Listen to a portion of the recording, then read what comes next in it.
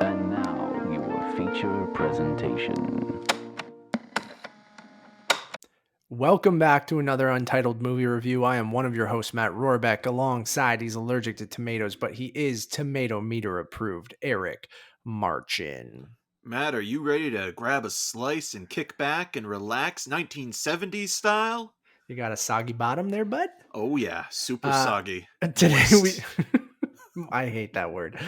Today we are reviewing Paul Thomas Anderson's Licorice Pizza. Marvel Star. Stan Paul Thomas Yeah, Anderson. God bless him. God bless him. Starring Alana Haim, Cooper Hoffman, Sean Penn, Tom Waits, Bradley Cooper, Benny Safdie, and many, many more.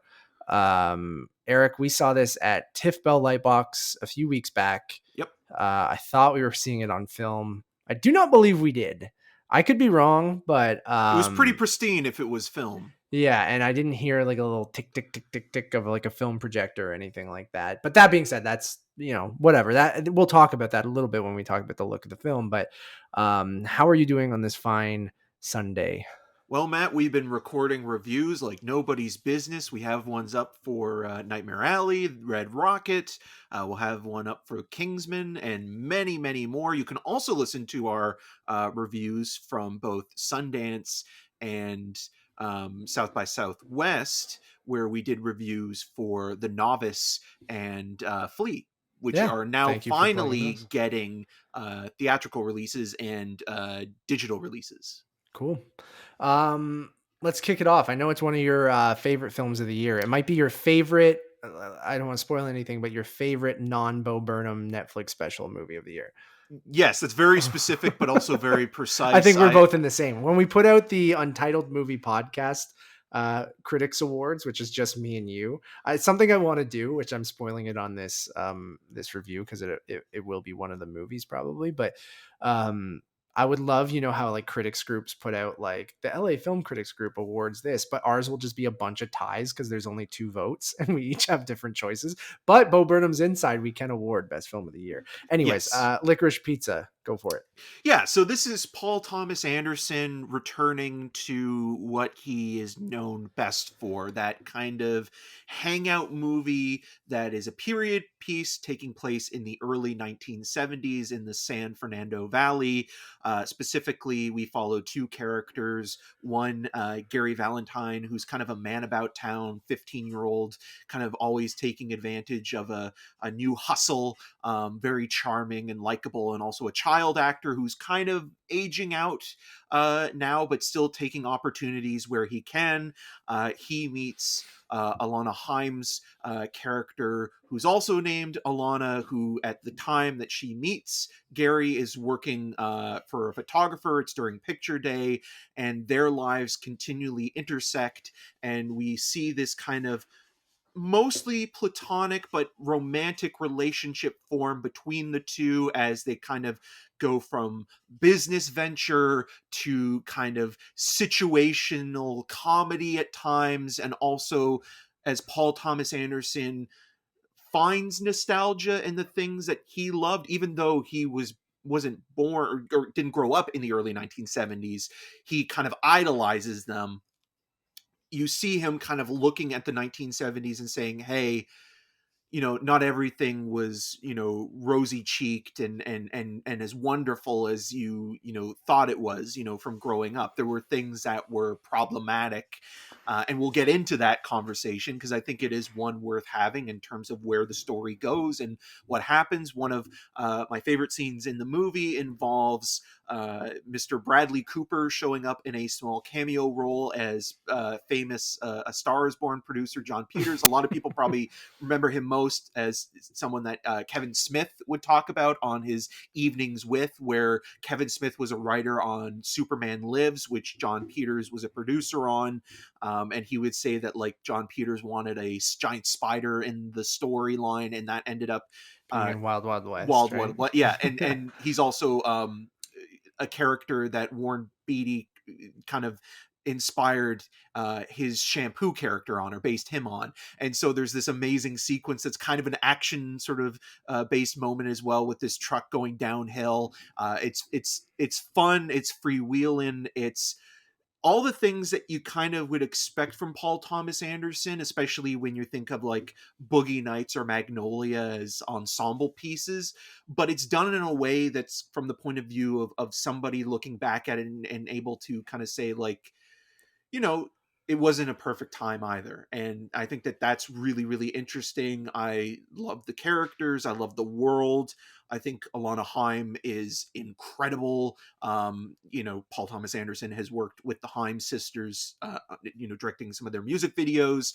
And you can tell that, all these characters, especially the two leads, Cooper Hoffman, who is the son of the late, great Philip Seymour Hoffman, feel like real people. Their imperfections in their blemishes and in their, the crookedness of their teeth makes it all very much more authentic. It doesn't kind of feel like it's actors playing parts. There's a lot of running to each other. There's a lot of weirdness in terms of how they navigate relationships. There's fun cameos throughout. I love the movie, but it's at the same time, I think that there are some criticisms that are worth having to have that conversation.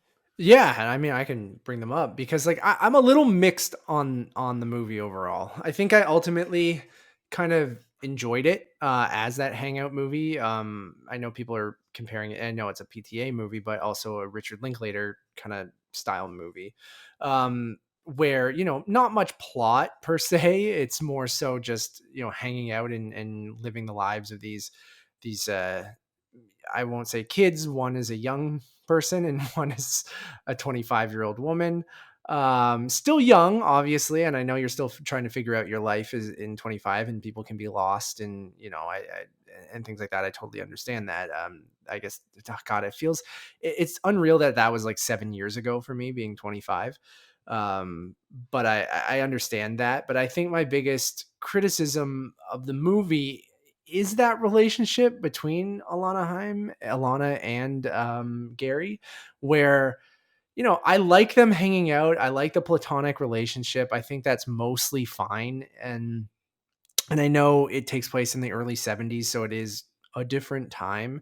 And I'm not necessarily saying the movie kind of projects that relationship as like okay or anything like that, but I think by the end of the movie, while I thought it was like fun seeing Gary kind of stop and start all these different businesses, the biggest one being the waterbed business called Soggy Bottom, which is the reference I made, which was going to be the original title of the movie. I think just by the end of it, um I didn't care all that much, and while I laughed at certain sequences and I thought the look and the production design again, there's a theme this award season or the end of the year for me where it's like these master filmmakers have made these movies that I think from a technical standpoint are very, very impressive, and whether I like the look of them or how they transformed, um LA into 70s LA and or the San Fernando Valley into the 70s, it's just like is really impressive. I love that it's shot on film. I agree with you with the actors feeling authentic. I think Alana Haim is phenomenal in the movie, and she's captivating and funny and engaging throughout. And there are certain moments I pick out that I really, really like, but then The for me, talent agent specifically, I think, is one of the that best, sequence is phenomenal. There's a sequence with Benny Safdie that's, I think, great, like a dinner scene. but also very Um, heartbreaking. yes, but I think is one of the better scenes in the movie. And I find myself picking out certain sequences that I like, but to me, it just doesn't all kind of come together. And whether that's like, the music is fantastic, the cinematography is great with that like filmic look. It is a fun hangout movie, but I found myself just thinking it was that, and I'm not thinking about it all that much, or it didn't like resonate with me. And I think my biggest problems were, the treatment of that relationship of her being 25 and him being 15.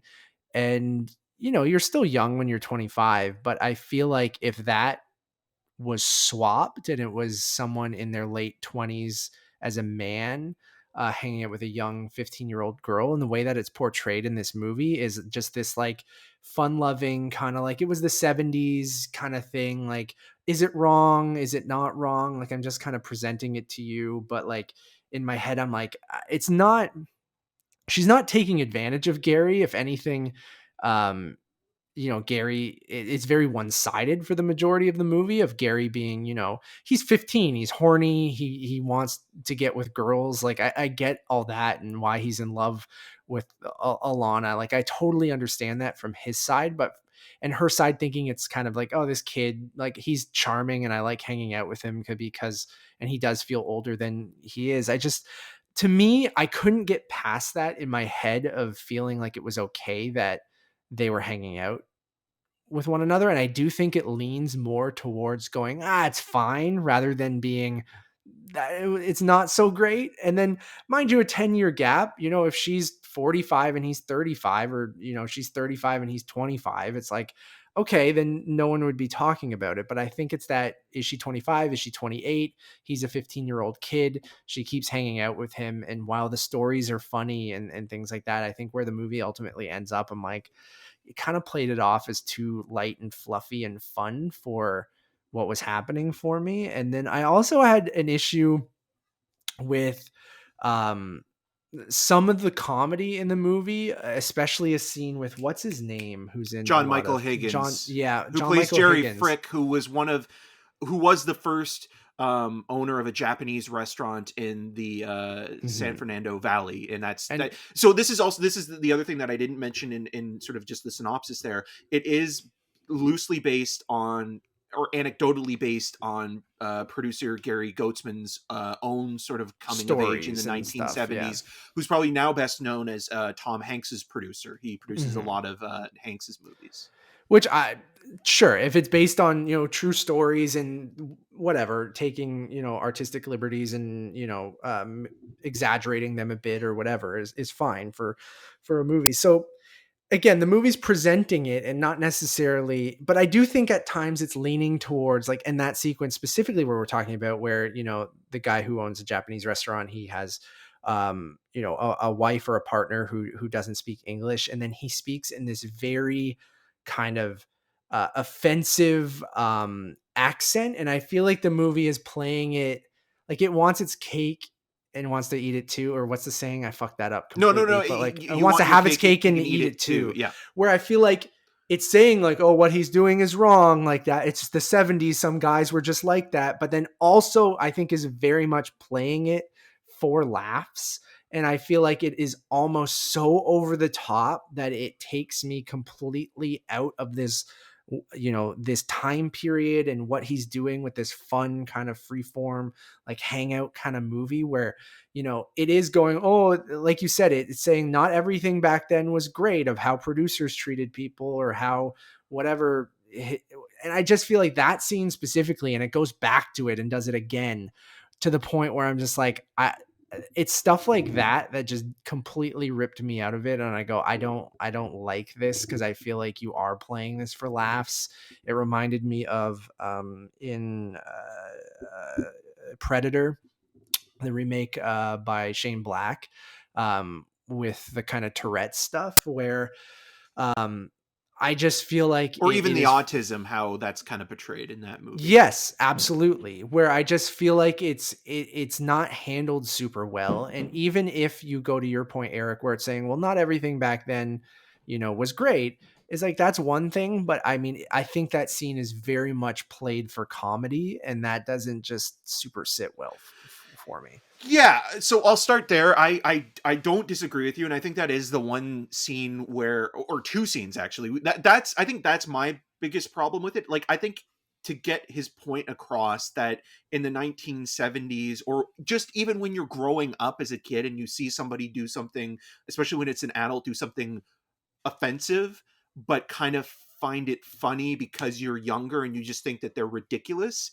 It's like, you just needed to do the one scene and play that off and say like, okay, or even the little moment afterwards that I think actually really does work quite well, when they see them, when they go back to that restaurant and Gary and Alana are trying to pitch him and sort of sell him on promoting the waterbeds there with like the flyers. Alana goes into the washroom and sees one of the people working there who's a Caucasian woman that she's a friend with. And I think that actually works really well in terms Yes, of because like, it's not played for laughs, no, but you can kind of, there's some subtext there, and that you can kind of, keep going. But I also do think that Paul Thomas Anderson, his intentions weren't necessarily to mock Asian culture, specifically Japanese. I rather think than white men who are complete and total idiots and also offensively racist, and to the point where Gary's laughing at it. It's like you're laughing at it because you think it's funny as a kid, and then when you grow up you realize how idiotic it was and also just offensive and hurtful. But at the same time, it's very uncomfortable.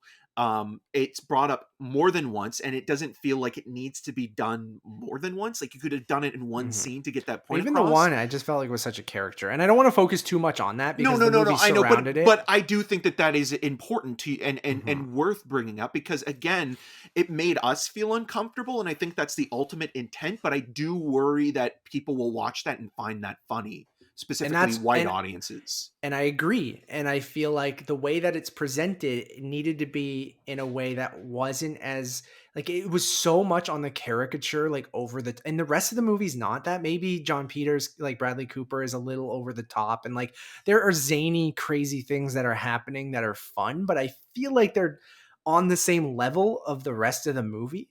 And I feel like that scene specifically, and I almost couldn't get back into the movie after that because it plays pretty early, where I was put off by that scene so much that it was hard for me to get back in. And I ultimately did, and I enjoyed the movie. But I feel like it's stuff like that maybe could have played, like if it does want to make a commentary on how things were back then, or maybe not even a commentary, but just present them how they were. I feel like that movie feels like something ripped out of a completely different movie that is of that time, maybe. And maybe that's ultimately what, or comedies in general, right? Yes, like the exactly. idea We had that we had an interesting conversation about this. I mean, you look at like comedies every decade as we move further and further into the the future. Like you look back at like even stuff in the early 2000s or just in the last 10 years, and like you look at the Hangover movies and look at the problematic stuff that it's in those films, or Bradley Cooper, or the problematic nature of movies from the our era of growing up in the 80s and 90s. Things like Ace Ventura is a film that we both grew up on and we have an affection for, but we can't deny the transphobic nature of the movie, especially having rewatched it more recently. And that's something that is very hurtful, and you have to listen to the people that are being critical of it and have been hurt by it. And I think that those opinions and criticisms are valid, and you have to take that into consideration. But I don't want to write off the movie either, because I really did love the film, and I don't think Paul Thomas Anderson's intent there was to be offensive or provocative in that sense. I think he actually is making a commentary. Whether or not he does it well, that is something. I think he missed the mark in that scene specifically. I don't disagree with that, but I think he makes up for it in other ways. Yeah, please but go, because I know you really liked it. Yeah. And again, like I just like the idea of a movie that isn't in any rush to kind of go anywhere or do anything specific. It does touch on historical moments with, the gas shortage in the 1970s, but also like, you have John Peters, who is a real person, and obviously there's a full circle thing with Bradley Cooper playing it. Again, it was a role that Leonardo DiCaprio was originally up for, but I think he turned it down because it was. Did Cooper just take every Leo role? Yeah, and I think Cooper and I think DiCaprio turned both of those roles down in Nightmare Alley and in this, because they're similar to Shutter Island and Once Upon a Time in Hollywood. They kind of feel like characters that he's already played. So I can Cooper's just, I'll take your scraps. Exactly, but again, I can understand why. Anybody Cooper, would want to work with Paul Thomas Anderson, absolutely. Even if you're Guillermo del Toro. Yeah, and it's interesting as well with the Once Upon a Time in Hollywood thing. But going back to the Cooper thing, just really quickly, him playing a real character, but then you have people like Sean Penn, who's playing a stand-in for William Holden, and then you have somebody that's playing a stand-in for Lucille Ball, who we'll be talking about with being the Ricardos. So that's kind of interesting as well, that he's replacing some actors and changing their last name or their first name, but then some characters are just the real person. The same thing with the Benny Safdie character, who's actually a real politician in the early 1970s. And Yeah, I wonder why that is. And I guess maybe John Peters is such a bizarre character to begin with, a larger than life personality, that you don't really need to change anything. Or maybe Paul Thomas Anderson's making a point that this guy was such a dick that, like, you know, even though there are certain aspects in the narrative that maybe sort of are fictionalized with the Sean Penn character and with where everything is true with one character, but the other ones we have to give it a different name because it's maybe because we're kind of bending the reality. But even though you know who they are anyways. But then on top of that, I think it's also really interesting that, like Once Upon a Time in Hollywood, where Tarantino was casting a lot of actors that were the sons and daughters of very famous people, you have actors that are related to others. Like, again, Sean Penn, this is the first time Paul Thomas Anderson's worked with him, but Paul Thomas Anderson directed videos for Michael Penn, and Michael Penn's also married to Amy Mann. Amy Mann did the score and a lot of the songs for Magnolia. You have the whole Haim family playing the actual family together in this movie. Then you have, speaking of Leonardo DiCaprio, George DiCaprio, Leonardo DiCaprio's father, as the waterbed salesman that comes in. And I almost feel that this weirdly is kind of a response to Tarantino's Once Upon a Time in Hollywood, because the two of them have always admitted having a competition with one another, where, like, they'll watch, you know, their latest movie and be like, okay, they're buddies though, right? Yeah, isn't there that story where they did like cocaine or something? With Fiona, when Paul Thomas Anderson was still dating Fiona Apple, and she was like, it was the most excruciating night of my life, which I can only imagine. But it seems like Paul Thomas Anderson over the years has become more laid back as he's become a family man, where Tarantino, maybe he is now because he's a dad, but like, it does feel like Paul Thomas Anderson and his filmmaking style, like, you know, early on was very much inspired by the kinetic energy and ensemble nature of Robert Altman movies, and then kind of went through like this Kubrick phase with movies like The Master and even, you know, Phantom Thread. And now he's kind of going back to the Altman-esque kind of style with a little bit of Linklater, because he also even admitted saying that Everybody Wants Him was a big reason why he wanted to kind of do this. What a flick that is. And that's an amazing movie as well, and I wish more people had seen that film when it came out. But hopefully, you know, if you like Licorice Pizza, you'll go back and watch Everybody Great Wants double Some. feature. I would book that. Oh, definitely, and less problematic, I would say. Everybody Wants Some is doing something kind of a little bit more kind of sensitive with the material that it's playing with. But yeah, I do think the other thing that you mentioned that is worth repeating with the age gap thing is the weird double standard, where it's like, okay, because it's an older woman, it's not as icky compared to if it was a guy that was 25 and an adolescent teen that was 15 that was a woman, a female, a young girl. And I think playing into that is not great, because like, I feel like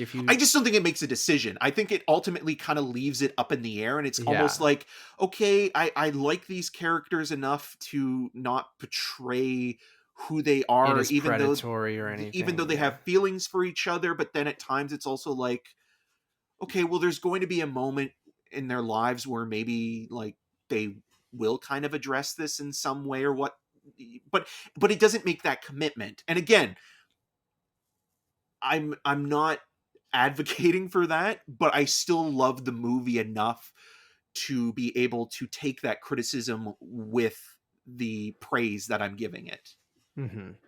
Yeah, and but going back to, like, I still had a pretty good time with the movie. Like, I think the music, we haven't focused enough on it, I think is just absolutely fantastic. Whether the soundtrack, which you guys can go listen to, you know, on streaming services, it's really, really, really, really good. You have David Bowie's Life on Mars, which also played in the trailers, but then you have like Clarence Carter's Slip Away.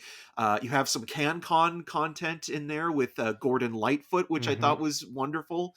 Yeah, and the way that the songs are sort of put into the film, they kind of feel organic, like the conversations that these characters are having.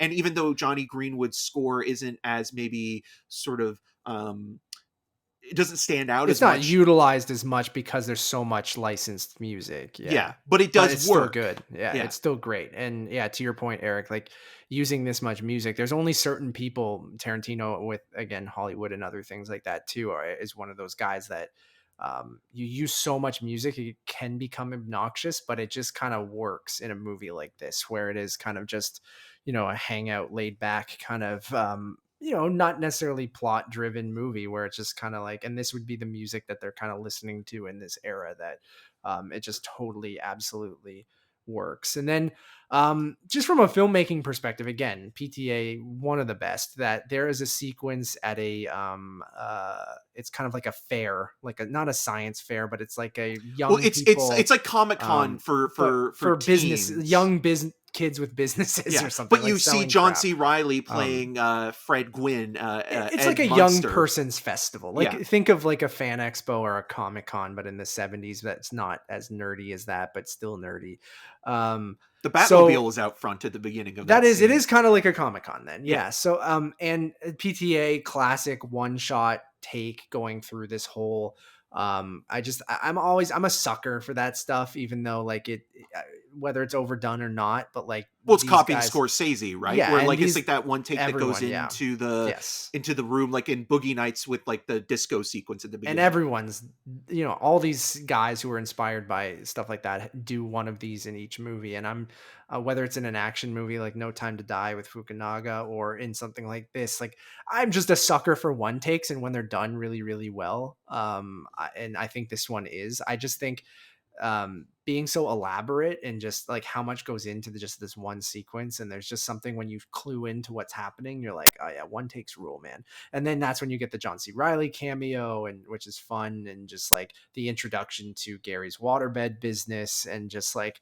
I think that sequence is such a standout of being, and you mentioned the other sequence that's super thrilling, of when they run out of gas in the truck and have to go down in reverse down, the mountains and or the hills, and the way that cuts, it's so suspenseful, in the way that I can almost see him being like, he watched William Friedkin's remake of Wages of Fear, Sorcerer. It's like, I gotta have my own like version of this, like, because like Paul Thomas Anderson always talks about like watching TCM and stuff like that, and like just being kind of like a cool chill dad. And like you can tell like he has a love, even though he didn't maybe necessarily come of age at this point in the 1970s, he has such a love and affinity for this point in time in the 1970s, and it comes through in every moment and every choice he makes as a filmmaker, as a director specifically.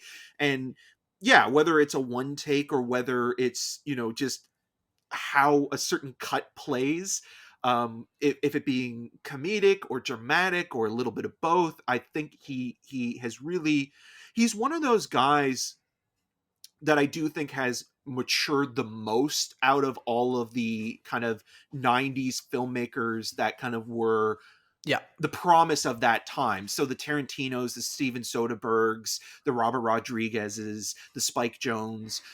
I think out of all of them, he's the guy that's maintained, and Wes Anderson as well, he's the guy that's kind of maintained a style that echoes throughout his entire career, but at the same time is versatile. Because you look at Phantom Thread, and then like, which was his last movie, it's so, but you still see tailored. It from the same filmmaker. Tailored's a great term, but like you can still really like those auteur elements. I like, again, I hate that term, but like it's just the easiest way to describe it. But like those elements you can see, but I agree with you that he is the most versatile, where some of those other guys are not necessarily doing the same movie over and over again, but their styles are so distinct that like their movies all kind of feel like not the same, but like, I singular visions, but there is repetition there, with like Tarantino being the guy that does the revenge movie, but kind of does it now as like a prestigious kind of revenge movie. But then Wes Anderson kind of doing his kind of twee thing, live action over and over cartoons.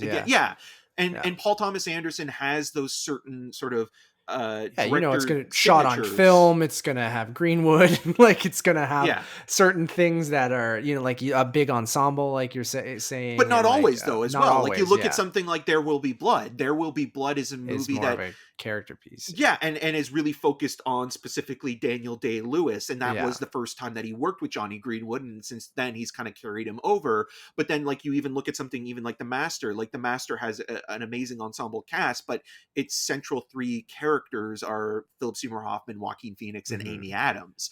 And so, like, him doing that, I like Inherent Vice quite a bit, but I liked Licorice Pizza more, and it felt like Inherent Vice was the movie where it was more regressive to what he had done with Magnolia and Boogie Nights, where if you were to play Boogie Nights and Licorice Pizza, they are companion pieces in a way, but at the same time, you can tell how much he's grown as a person over the course of the decades in making movies, and I think that that is really, really important.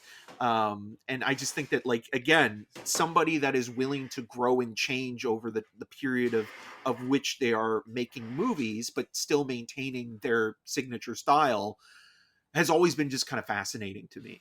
Yeah, I found Boogie Nights on VHS at a thrift store the other day, and I was going to grab it, but it's buried back there somewhere. I hooked up my VHS or VCR that Nevis's dad left. Bless him for keeping a VCR all these years, because I started buying certain movies when I go to thrift stores now, because they're like $2 on VHS, and I feel like they're in, like, I love all your Blu-rays behind you, Eric, but like I've gone fully It's like you're a mostly vinyl, digital. right? Yeah, I've gone mostly digital when it comes to, a quality perspective of watching movies, because I do find it, I'm a snob when it comes to that stuff, but I do find, digital 4K, Dolby Vision, Dolby Atmos on certain platforms is good for me. Like, I don't necessarily need to put a disc in, even though I still love having certain discs. So I found, like, okay, instead of collecting Blu-rays and 4Ks, I'm going to start collecting VHS. So like I got Boogie Nights, and I hooked up it's so wild to watch a VHS on a 4K OLED TV, because I hooked up the VCR to that TV. I can only I haven't put imagine.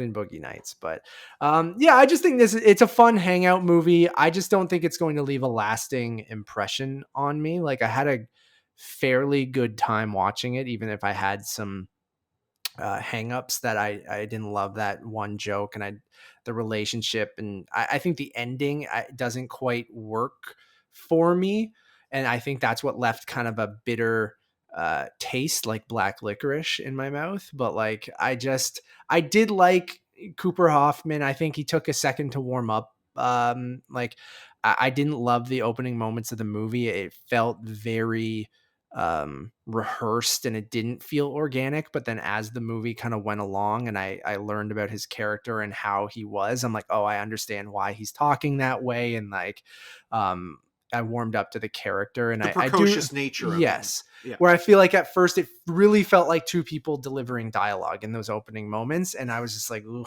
I don't love this. And then I warmed up to them, and I loved Alana Haim, and I warmed up to Cooper Hoffman. And I think, like you said, they do feel like, real people, and like, without, a ton of makeup, and their imperfections, and just that plays out through the whole movie. And imperfections is probably a good word, where this movie portrays the good and the bad of that era, and it just kind of presents it to you. And while I had a problem with how it presented the one kind of racial, what I believe is a race joke, but don't love that, and I don't love how it kind of ends up with their relationship. I still think there's a lot of fun to be had. It looks great, the production design is great, the music is great, and it is a fun movie. For me, it didn't completely work where I like enjoyed myself, and I'm curious to revisit it, and I do want to see it on film, because to go back how I started, like, we saw it at Lightbox, but I don't think they had their 70 mil print yet. I do believe it was a digital print of it, and I would have loved to see it, even though Lightbox is the greatest place to see a movie. Like, it looked and sounded phenomenal. I would just love to see it on film. I think that would be really great. And if you have an opportunity to do so, I think you should do that. But any final thoughts, Eric, before I I'll just quickly say, I've mentioned it before on the regular show, I think, and even when we were talking about the trailer, but the title itself refers to a record store cool. that was kind of prominent in the San Fernando Valley. It would be, the equivalent to Torontonians like Sam the Record Man. And it also features in Fast Times at Richmond High, which is also kind of a nice little kind of connective kind of thing to Sean Penn as Sean well. Penn, yeah. Yeah. Cool. And I also really like Sean Penn in this movie, who has these that monologues that kind of feel like that's what it would be like hanging out with Sean Penn. Yeah. And those moments, like you said, with the agent and the producers, like the movie portrays that, yeah, not everyone was great. Sometimes the excuse of if it was a different time. Yeah. I think that's kind of what the movie is ultimately saying. Even the bar that they always go to hang out at, it's called Tail O'Cock, which is like this gentleman's bar for basically, sort of dating and mingling and things like that. And the way that it's used throughout the movie is really interesting, because you have all these kind of sorts of people, whether they be kind of big name celebrities or faded stars from the past, kind of all interconnecting there. And another guy that we didn't mention that I really love in this movie as well is Tom Waits. Anytime he shows up, sequence with he has this kind of gonzo director, and sort of where that goes, and he kind of becomes Sean Penn's wingman in a weird way. And even the juxtaposition there between, what we were talking about with the relationship between Alana and Gary, and then you see how, Sean Penn and Alana in the movie. I think that is intentional, of like, one feels predatory and the other doesn't, right? Well, I think Alana is in control of the situation. Both, I think. Yeah. But specifically with the Sean Penn stuff, because she's also trying to make Gary jealous. Yes. And I agree. I mean, the perspective there I think is interesting, but I do think she's in control of both. Like, she's not being taken advantage of in either situation, because she is probably the one in control, and she is actually which I just think that's interesting.